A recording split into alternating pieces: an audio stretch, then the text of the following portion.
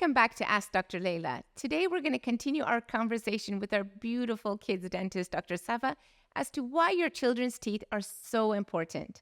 Welcome, Dr. Safa. Thank you for having me. Let's start with the most common concern parents have, cavities. Why are cavities so prevalent these days? It's very common in children having cavities because of their eating habits mainly.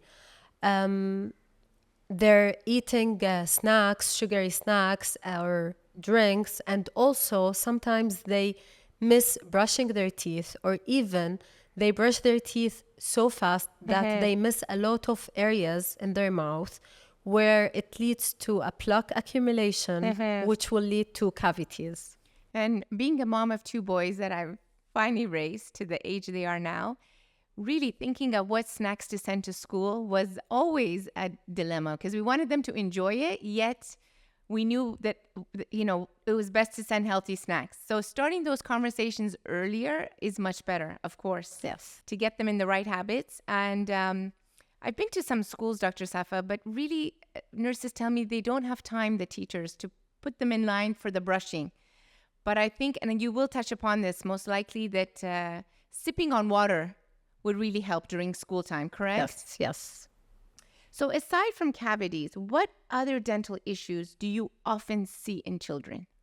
So we see a lot of gum diseases, and there is the oral habits like the thumb sucking habits, and there is a lot of early loss of teeth and malalignments. So these things, we notice it early, and it's really important to have a look on it to prevent having a problem in the future. Absolutely. And just yesterday, it came to my attention. The one thing that I always send early to the orthodontist is when there's a crossbite.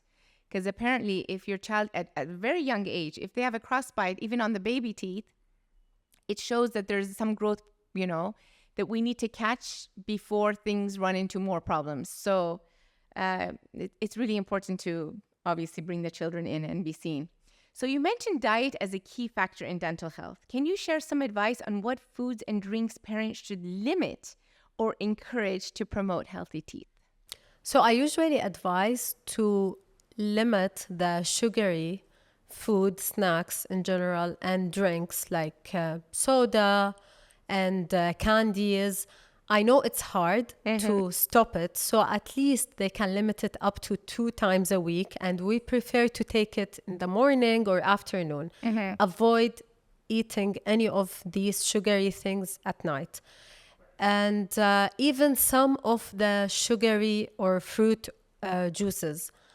I prefer to replace it with fruits and vegetables.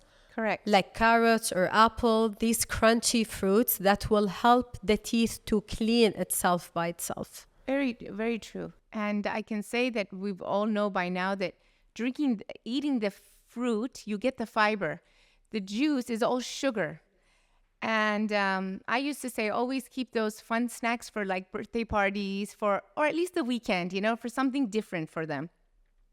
And lastly, I'd like to mention that the frequency is something you need to watch out, not the quantity. So and I used to say this, I don't really mean it, but if you want to give them sugar, have it all at one time so it doesn't drop the acidity throughout the day, right? And rather than having it every 2 hours or 3 hours. Yeah, I always tell them like after meal. Yes. And that's it. They go to brush their teeth and that's it. And that's it. Correct. End of story. At what point should parents start being concerned about potential orthodontic issues in their children?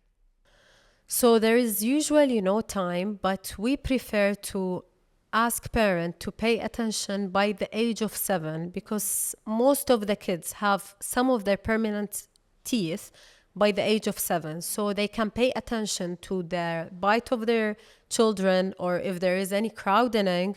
And of course, they can take the advice of the orthodontist to help to evaluate if they need an early intervention or not. Exactly. Like we spoke about, for example, the crossbite is the most important thing to catch early.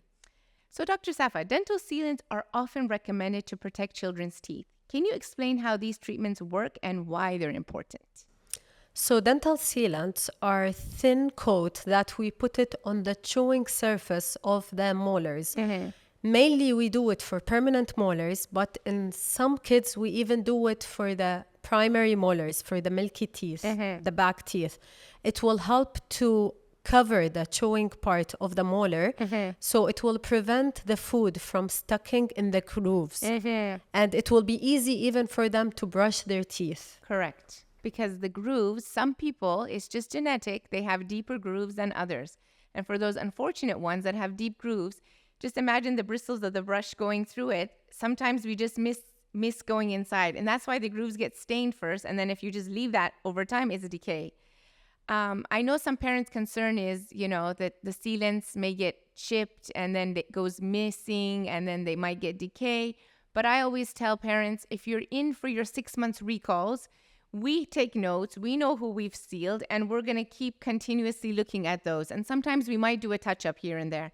But I have to say, I've had my sealant since I was 6, because we do it at between age 6 and 12, the second molars, right? And I still have, and I'm a grinder, and I still have remaining sealants on my teeth. And that has helped me never to have fillings on those teeth. Wow. So that's just my thing. So what signs should parents look out for that might indicate that their child is experiencing dental problems?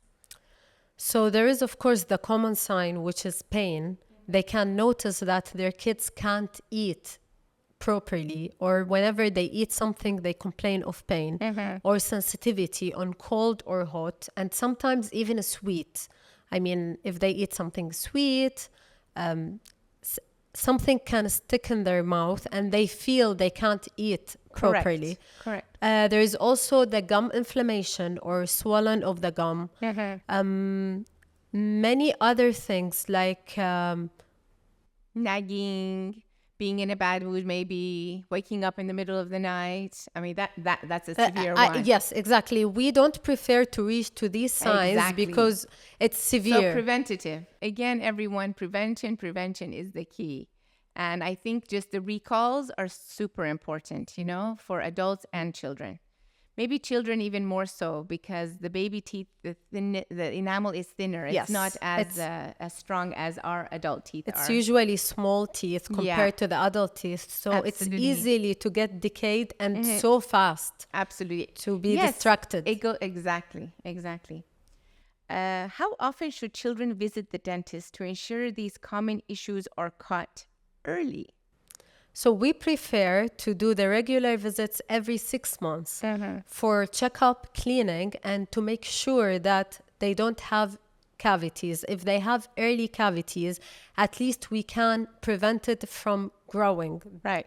And even if we have to do the filling or the treatment, it will be easier than reaching to a harder and bigger cavity.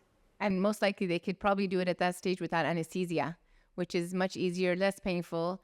And I have to mention, if they're at the age where they have braces, sometimes because they don't keep it clean and the braces attract the food, I like to say come in even 4 months, with braces. And I'm sure you agree with that. Yes. Kids with high risk of developing cavities, we even recommend to see them every 3 months. Once we reach to the proper oral hygiene, then we can decrease it to 6 months. Perfect. Amazing. And before we close, what's your number one tip for parents to help keep their children's teeth healthy? So, of course, I prefer to, like what you said, prevention. So if they start early in the right habits, like brushing their teeth 2 times a day for 2 minutes, and we always focus on the 2 minutes, because if they brush fast, they can't clean everything properly. So 2 minutes is the golden. Yes. And also the important thing is flossing. So many parents doesn't know how flossing is important. I usually recommend to start by the age of 3. Just because brushing alone cleans only 60% of the tooth surface. Wow. While 40% can be cleaned by the floss. So it's really important to use the floss at least once a day. with the brushing. And then, as we mentioned before, avoiding the sugary snacks all the day. Correct.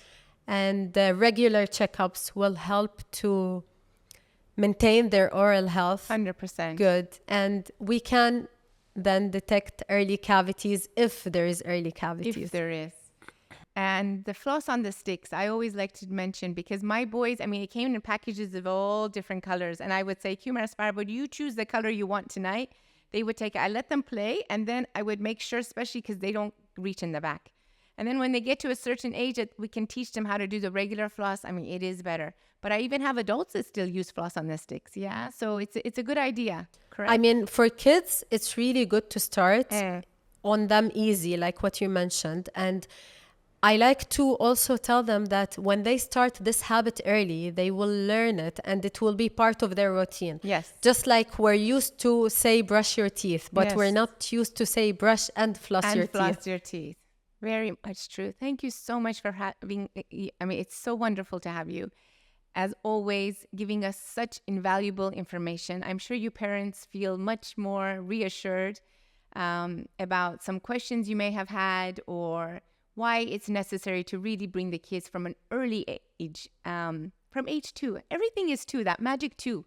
So from age 2 is good to come, and then tell them 2 times a day for 2 minutes to brush. So, and floss once a day. Thank you again, Dr. Safa. Thank you for having me, Dr. Leila, again. And until next time, which I believe we're going to be touching upon behavioral management for children. See you then, everyone. Thank you.